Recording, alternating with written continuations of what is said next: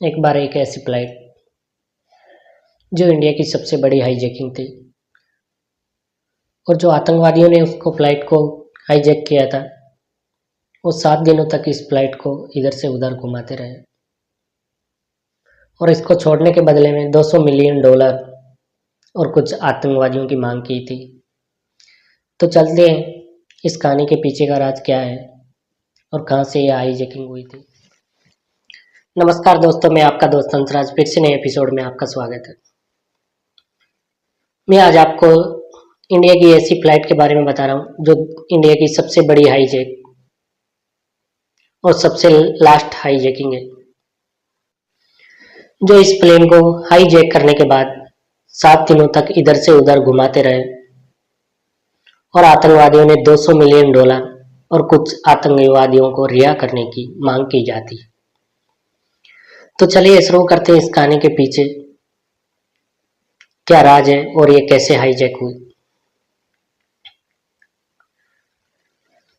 तो 24 दिसंबर 1999 4:40 नेपाल के काठमांडू से इंडिया के लिए एक फ्लाइट जिसका नंबर IC814 होता है। ये फ्लाइट 4:40 काठमांडू से टेक ऑफ कर जाती है और कुछ ही देर में ये 17,000 फीट की ऊंचाई पे उड़ने लगती है और इसमें बैठे 179 पैसेंजर थे और 11 क्रू मेंबर इसके अंदर बैठे हुए थे। सभी को खाना दिया जाता है और पानी पहुंचाया जाता है। इतनी देर में इस फ्लाइट के अंदर 5 आतंकवादी खड़े होते हैं और खड़े होने के बाद में एक एक पैसेंजर को धमकाना शुरू कर देते हैं और बोलते हैं कि ये प्लेन हाईजैक हो चुका है, कोई भी पैसेंजर अपनी सीट से नहीं हिलेगा। और इनमें से एक आतंकवादी फ्लाइट के कॉकपिट के अंदर चला जाता है। कॉकपिट के अंदर जाने के बाद इसको उड़ा रहे पायलट का नाम देवी शरण। उनकी गर्दन के ऊपर बंदूक की नोक रख दी जाती है और उनको बोला जाता है कि इस फ्लाइट को पाकिस्तान की ओर ले चलो। अब ये बात सुनकर फ्लाइट उड़ा रहे पायलट देवी शरण जी घबरा जाते हैं और उनको कुछ समझ में नहीं आ रहा था कि अब क्या किया जाए। वो फ्लाइट को पाकिस्तान के लाहौर की ओर उड़ाने लगते हैं। अब वो भी जानते थे कि इस फ्लाइट को हाईजैक कर लिया गया है। अब वो अपना अनुमान और अपना दिमाग लगाना चालू करते हैं। वो फ्लाइट की गति भी बहुत धीरे करते हैं पर फिर भी इस फ्लाइट को पाकिस्तान के लाहौर तक ले जाया जाता है और लाहौर के एयरबेस पर पायलट देवी शरण के द्वारा लाहौर के एयरबेस पर पायलट के द्वारा संपर्क साधा जाता है और उनको बताया जाता है कि मेरा फ्लाइट हाईजैक हो गया है और आपके एयरबेस पर इसको उतरने की इजाज़त दी जाए। ये बात सुनकर लाहौर एयरबेस पर बिल्कुल उनको फ्लाइट को वहाँ लैंड कराने के लिए बिल्कुल साफ मना कर दिया जाता है। मना करने के बाद अब लाहौर में मना करने के बाद कैप्टन देवी शरण इंडिया सरकार से बात करते हैं कि लाहौर में फ्लाइट को लैंडिंग करने से साफ मना कर दिया गया है और हमारी फ्लाइट के अंदर फ्यूल बहुत कम बचा है, क्योंकि इसके अंदर फ्यूल भी इतना ही था क्योंकि इसका 2 घंटे का सफ़र था। काठमांडू से इसको दिल्ली जाना था तो इसलिए इस फ्लाइट के अंदर 2 से 3 घंटे का ही फ्यूल था। इसी बीच में देवी शरण कैप्टन आतंकवादियों से बात करते हैं कि हमारी फ्लाइट के अंदर फ्यूल बहुत कम बचा है, हमको कहीं ना कहीं इस फ्लाइट को लैंड कराना होगा, नहीं तो ये फ्यूल कम होने के बाद क्रैश हो जाएगा। तो इस फ्लाइट को आखिरकार इंडिया के अमृतसर में लैंड कराने के लिए आतंकवादी इस प्लेन को अमृतसर से रिफ्यूल कराने के लिए मान जाते हैं और अमृतसर के अंदर ये फ्लाइट 6:45 PM को ये फ्लाइट अमृतसर के अंदर लैंड कर जाती है और अमृतसर में कैप्टन द्वारा इसमें फ्यूल भरने की रिक्वेस्ट की जाती है।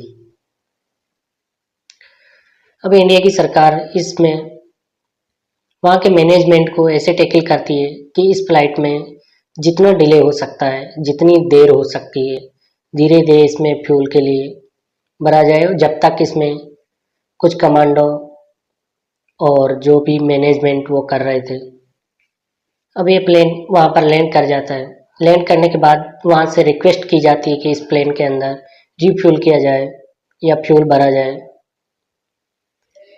पर वहाँ का मैनेजमेंट देख रहा था कि कैसे भी इस प्लेन में डिले हो, कैसे भी देर हो, इसमें थोड़ी देर के बाद जैसे ही अपने को यहाँ के कमांडो को इसमें टाइम मिल पाए यहाँ का ऑपरेशन जो करना है।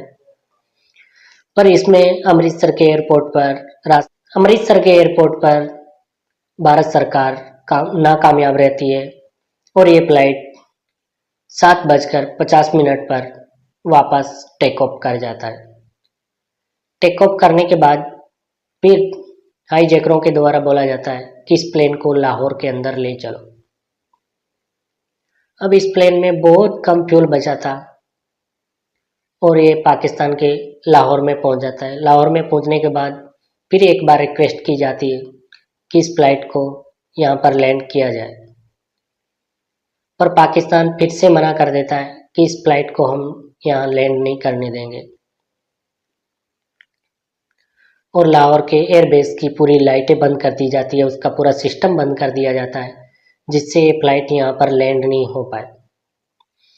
पर इसमें फ्यूल बहुत कम होने के कारण उसके पायलट देवी शरण जो एक हाईवे पर इसको लैंड कराना चाहते थे और वो लास्ट रिक्वेस्ट लाहौर एयरबेस को देते हैं कि इस फ्लाइट को क्रैश होने से बचाना होगा, नहीं तो मैं हाईवे के ऊपर इसको लैंड करा दूंगा। ये बात सुनकर लाहौर के एयरबेस पर केवल इतनी सी प्रॉमिस की जाती है कि हम इसमें केवल फ्यूल भर सकते हैं और इसमें कोई ऑपरेशन हम नहीं कर सकते। लाहौर के एयरबेस पर ये लैंड कर जाता है और लैंड करने के बाद में इसमें फ्यूल भरा जाता है। फ्यूल भरने के बाद ये फ्लाइट वहां से वापस उड़ान भर जाती है। उड़ान भरने के बाद इस फ्लाइट को ओमान की तरफ लेके जाया जाता है। ओमान में इस फ्लाइट को लैंड करने के लिए वहां से भी साफ मना कर दिया जाता है। उसके बाद में ये फ्लाइट दुबई पहुंच जाती है और दुबई में रात के 3 बजे इसको लैंड कराया जाता है और लैंड कराने के बाद इसमें फ्यूल इसी कंडीशन के ऊपर भरा जाता है कि यहाँ पर कुछ यात्रियों को आपको रिहा करना पड़ेगा, जिसमें बच्चे और लेडीज और जो बूढ़े आदमी हैं। यहाँ पर 26 पैसेंजरों को रिहा कर दिया जाता है और उनको इंडिया भेज दिया जाता है। अब 26 पैसेंजरों को रिहा करने के बाद में दुबई से फिर इसको उड़ाया जाता है और इसको अब अफगानिस्तान के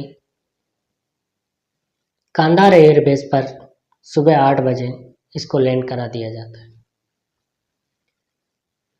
अब वहां से इंडिया के पास सूचना आती है, यहाँ से सरकार की तरफ से कुछ आदमियों को वहां पर भेजा जाता है और भेजने के बाद बीच में जो समझौता होता है, समझौता कराने की कोशिश की जाती है